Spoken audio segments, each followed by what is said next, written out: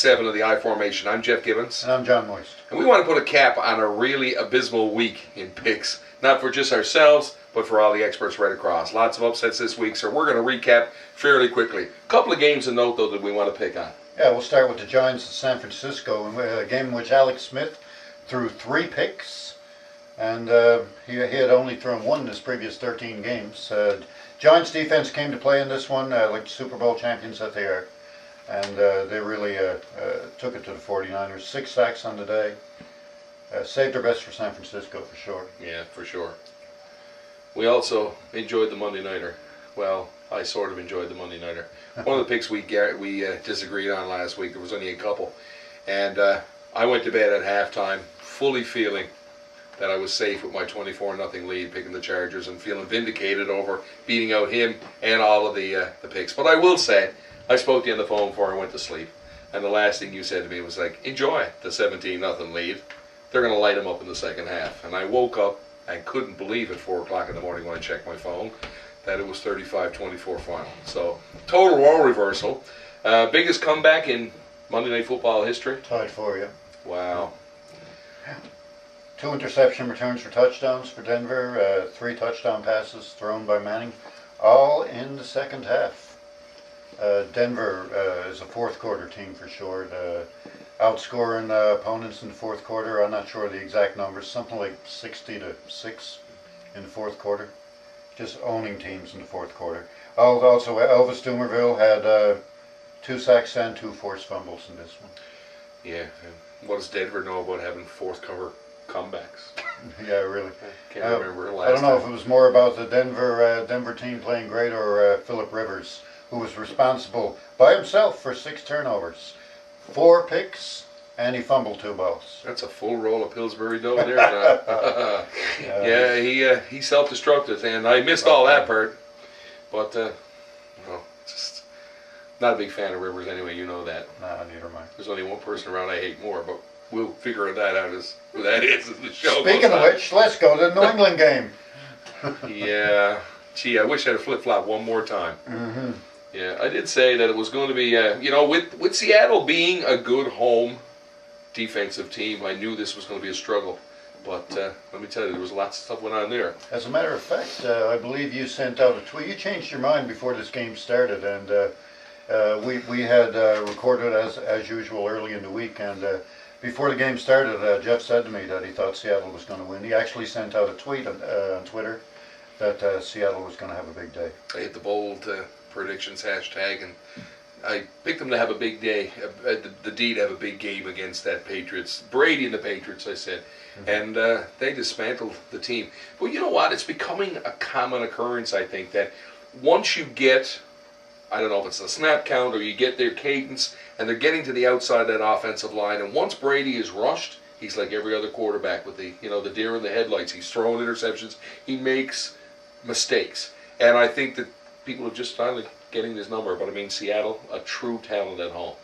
And then after the game, we had Richard Sherman, Seattle defensive player, who trash talked Brady a bit on Twitter. And I know our buddy Graham Anthony kind of said that the trash talk belongs on the field. And certainly something to be said for that. I agree. As the trash talk belongs on the field and not on Twitter or on any other social network. But I'd have to agree with Graham on that one. How about yourself? It's going a lot. I mean, we're dealing with a new phenomenon with social networking now. Everybody's got a Twitter account. Everybody's got a Facebook account, and they're doing different things.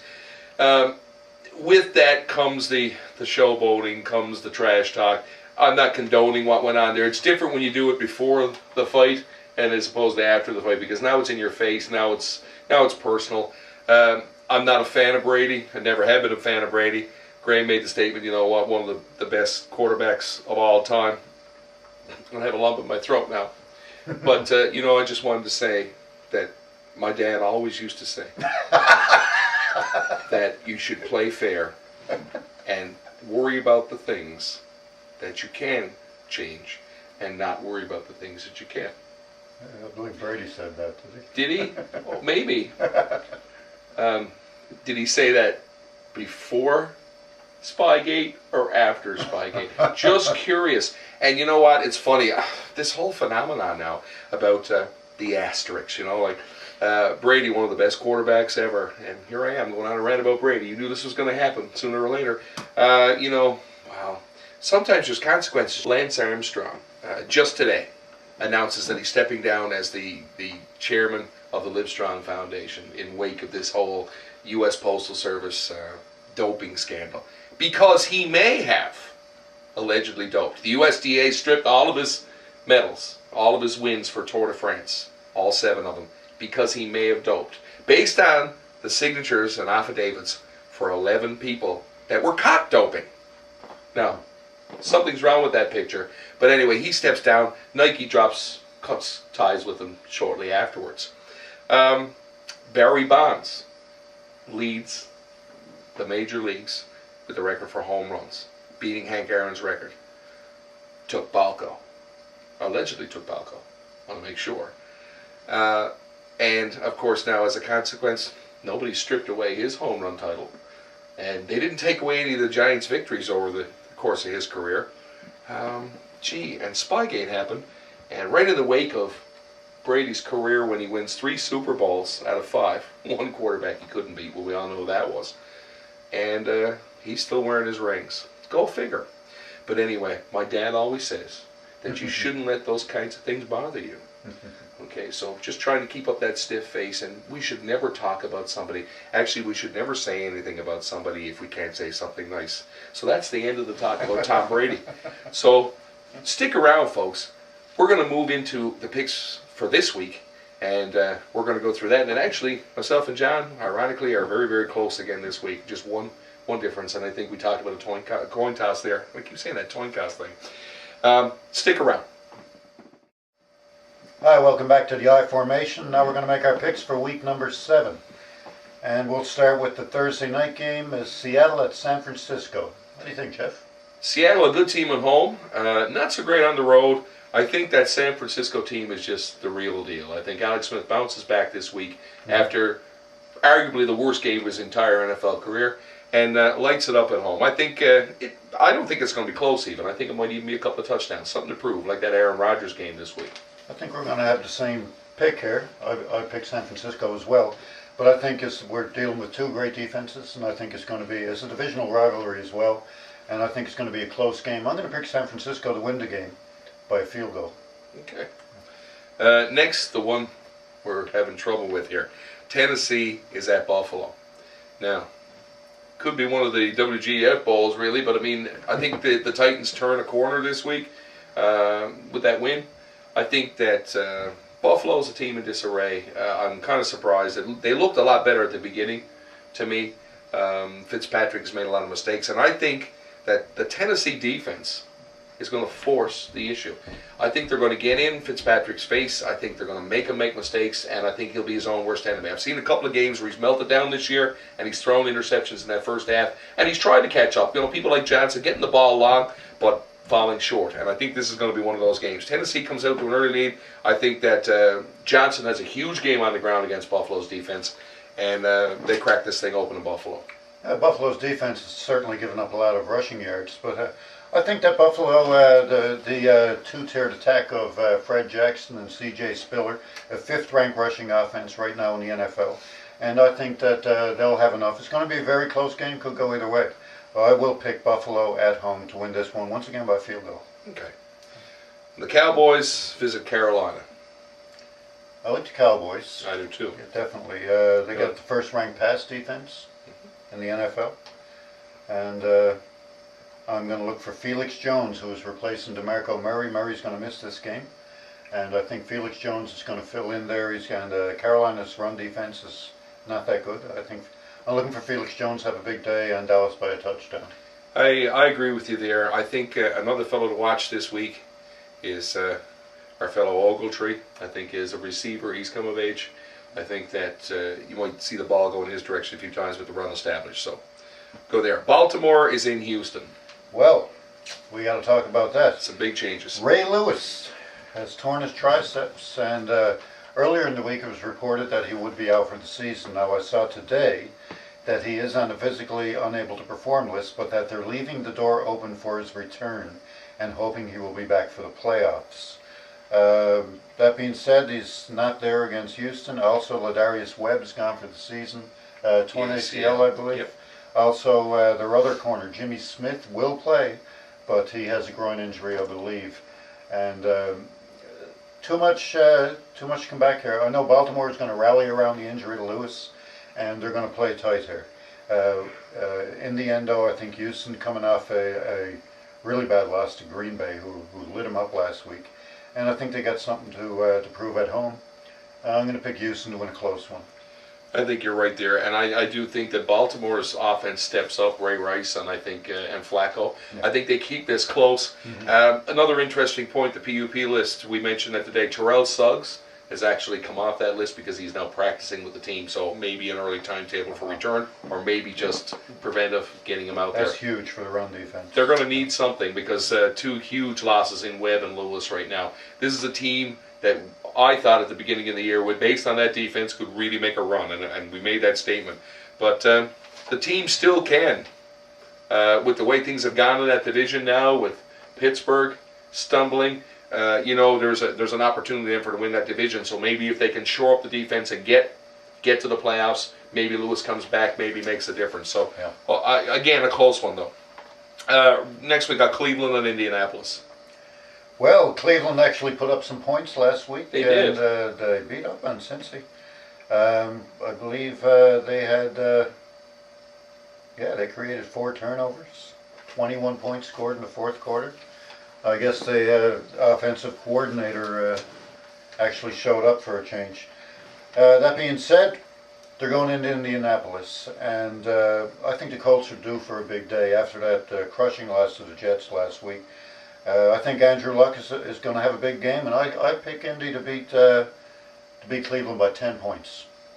You couldn't have said that any better, John. Andrew Luck is a very resilient quarterback in his short timetable in the NFL so far, and I think that that team is going to rally after. You're right. After going into New York and getting their asses handed to them, I think they go home and they win another one. Next, Arizona in Minnesota. Now, I took a note on Arizona here. 22 times Cobb has been sacked in the last 3 games.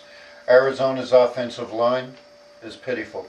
Probably the worst offensive line in the NFL right now. I said last week that Arizona would top out at 8 wins. I'm not sure they get to 8. They got a tough schedule left. They're in Minnesota. Minnesota has a great defense. Arizona has a weak offensive line. I see Minnesota shutting Arizona down to, I don't see Arizona scoring 10 points in this game. I think Minnesota is really going to hand it to them. You're really brave on these Arizona picks, but you've been right on them. He said, when you got an offensive line you can't hang clothes on, I can guarantee you, you're going to get your asses handed to you. So, yeah, I agree with you. I think that's a big one for Minnesota. Being at home, look for Ponder to throw the ball all day long against that team, and the defense keeping them in check. Washington at the Giants. Always a good game. And RG3 last week, he ran for 138 yards and 2 touchdowns, threw for another 182 and a touchdown. He controlled that game against Minnesota last week, and they came up with a huge upset win. And that being said, I think that the Giants are a much better football team. Matter of fact, I'm going to say that I think the Giants right now are the best team in the NFL. They're the Super Bowl champions, and they pounded San Francisco, a team that probably would have been considered the best before last week. But I just think the Giants have too much offense, and I think they'll win this one by a touchdown. It's funny, I was looking at the power rankings today that came out. And, the first 6 experts, and I use that term, a relative term, first 6 experts are picking their number 1 pick in the power rankings this week, Atlanta. And yeah, you know what? Sure, they're undefeated, but that's not always the full story. And when you look at how they nearly beat themselves last week, Ryan's at home throwing picks. That's not characteristic of Matt Ryan. But don't want to get off tangent here. You're right. The Giants are at home. They're one of the best, if not the best teams in the NFL right now. Everything is firing on all cylinders. The run game's working. Eli Manning is throwing the ball through the eye of a needle. Defense Defense is incredible. Yeah. So Yeah, I give the Giants. While Washington will put points on the board just They will. because of who they are, RG3 is a quarterback that can make a broken play happen. So it'll be close, but the Giants win. Green Bay goes into St. Louis. Got to pick the Packers, especially Aaron Rodgers comes out and throws 6 touchdown passes last week to silence his critics. And I don't think that St. Louis has enough offense. Although I do respect St. Louis' defense, especially playing at home. I don't think they have enough to keep up with the Packers in this one. No, that home and again, Amendola is still out of the lineup. It is a piece that is missing for them. I agree. I think that Green Bay will put points on the board here. St. Louis will keep this close for a half, and then I think Green Bay did right. roughly what they did last week or this week. And I think that they'll beat St. Louis handily in the second half. New Orleans in Tampa Bay, another interesting game. And Tampa Bay is a team that is 4th ranked in the NFL against the run. Great run defense. However, 31st against the pass. You're going up against Drew Brees. It's going to be a long day for Tampa. I don't care if they're at home. I know a lot of the experts are picking Tampa to win this game. They put up 38 points last week. And they may put up a lot of points this week. But New Orleans is going to... I think New Orleans hits 40 this week against Tampa. I can see Drew Brees lighting them up. I agree with you. Not too concerned about establishing the run here. There's no big secrets. As Madden would say, 2 types of plays in their bag. There's passing plays and there's running plays. Yeah. But most of the ones in this bag are going to be passing plays this week. It's going to happen. 40 points, I think I'm going to look seriously at that over-under. I agree. Big day with for you. Jimmy Graham, tight end. Absolutely. Yeah. The Jets are New England. The lamb to the slaughter this week, unfortunately. Yeah, I think so. You've got a bear with a sore head in Tom Brady, who lost the game and was humiliated, I think, by the way that went down. He has looked much more mortal in the games he has played that he's lost this year. That's the second game they've lost by a point. And it's not the way the Patriots like to operate. And I remember we talked about this even prior to this season, John. We talked about sometimes, building a team by shoring everything up and bringing everything in. And look at all the moves that the Patriots made off season. And I think I said in week 1, the more you move, sometimes the more the team's gel or chemistry disappears. And there have been so many acquisitions by this team. They've changed the way they've done things. They brought in Ridley, as a running back. Woodhead's getting the ball. They're moving the ball on the ground. This no-huddle offense. They've tried a whole pile of new things, I had to look first to see if, Tim Tebow was out there on the field because now, or Jeff Fisher was their offensive coordinator.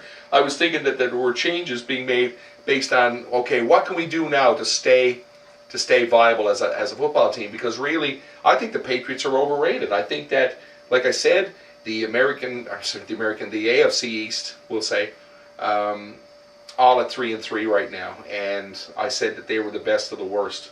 I don't even see them being a contender, really, sadly, but the team is not what it was, and I think that, don't get me wrong, there's lots of firepower there, and they're going into another team I don't believe in right now, the New York Jets. I think that they're not even as good as their 3-3 record, and I think that... Big game for Sean Green this past week. Had 160 yards, 3 touchdowns. He did.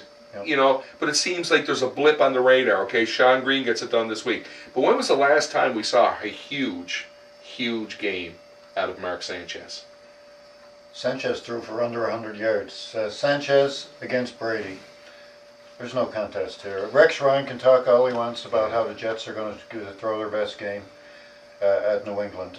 Tom Brady, even though obviously we don't like him, there's one thing can be said about Brady. He will come back and light up the next team. He very rarely loses 2 in a row. This man... And I think the Jets are in for some trouble. You can be guaranteed he's watching film and he's doing everything he can to have the game of his life. And you know what? I don't care what Rex Ryan throws at him. Oh, look, a punt. Look, Tebow's on the field. Oh, look, the ball's in Tebow's hand. There's no kicker. What's going on? I mean, this is getting to become a laughing stock. And I think you're right. The Jets are not as good as their 3-3 record, and I think they're going to get smoked in New England. And I'm telling you, I don't mean 13-3. We're talking, you're right, we're talking Brady having a career game. I totally see it coming. Jacksonville is in Oakland. Who cares? Next. Let's at least pick it. All the same, Oakland had a big game against Atlanta. They showed up on defense. Probably should have won that game, but Atlanta had that last-second field goal to win it. Jacksonville coming off a bye week. I don't care if they're coming off a bye week. They don't have anything. They've got a decent defense, maybe a little bit less than average, but Oakland's defense is showing up now, and I think Carson Palmer's going to have a big day here. Pound for pound, Jacksonville Jaguars, I think, are the worst team in the NFL right now. I can't see it any other way. They're on the road, and they're playing an Oakland team. When the moon and the stars line up, Oakland can put 40 points on the board. They've got enough offensive weapons, and they're playing at home. McFadden, Palmer, they got Darius Hayward-Bay, who's a great receiver. They're going to put some points up this week. Yeah, they had a big game this week. I mean, they should have beaten Atlanta, I think, and I think so. that was a wake-up call for a lot of people. So they're on a high. Yeah. Oakland, I think, smokes Jacksonville. Mm-hmm. Pittsburgh is in Cincinnati. Divisional rivalry here.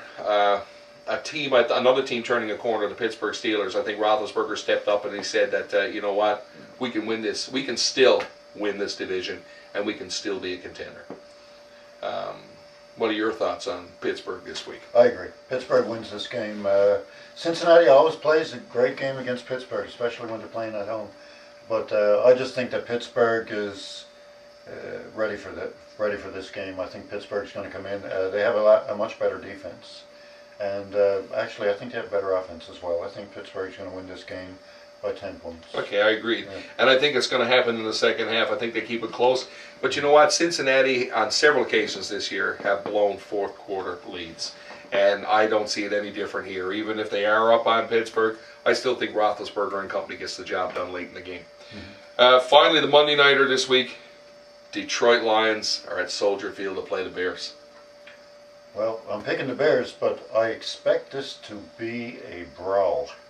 I expect this to be a dogfight. There's going to be bloodshed in this one. I like the under on this game, I think.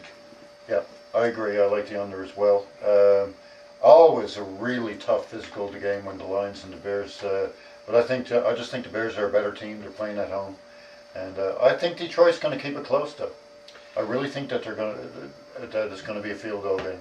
I think you're right, and I think that they keep it close because the Bears find ways to keep it close, unfortunately. And I don't think that's the defensive side talking. You know what? If Matt Stafford throws pick sixes like they've been doing, like they're coming off a bye week now. The first 2 weeks ago, we had two pick six games back to back just before their bye. They're coming back now. If Stafford finds a way to put the ball into the numbers of these defensive players and they run them back, we can't do anything about the game not being close. But if the game has got to be won by the offensive team, I can guarantee you this is a low-scoring affair. I don't see. I think the Detroit Lions defense can keep Cutler at bay.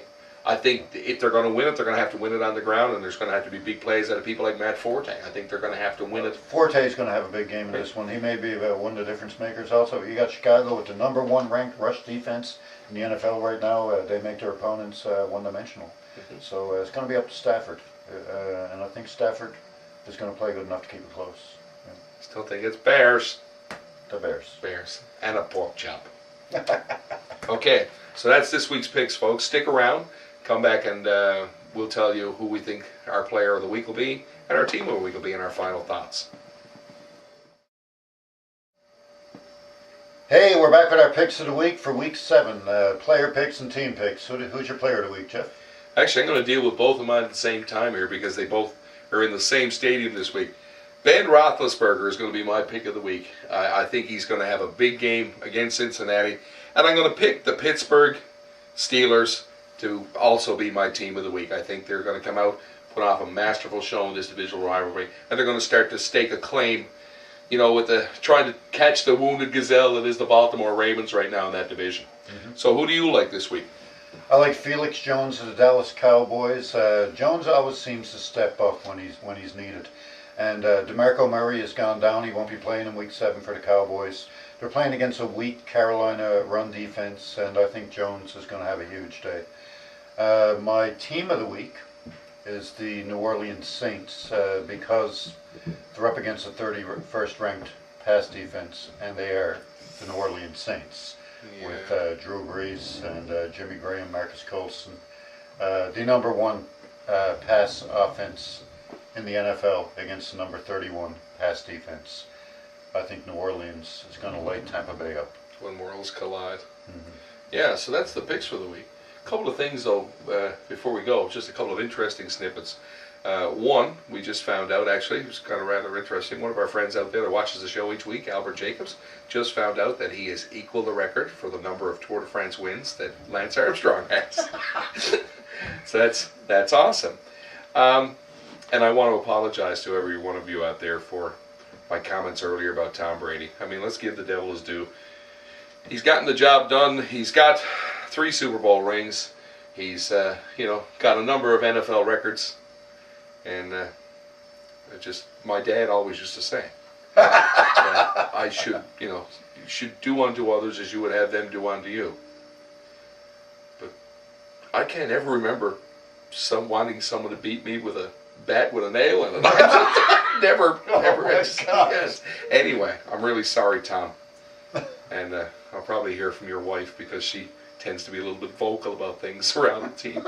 So, anyway, folks, that's the way we saw it this week. Actually, that's the way I saw it this week. I'm not giving any of the credit for those last couple things or any of this.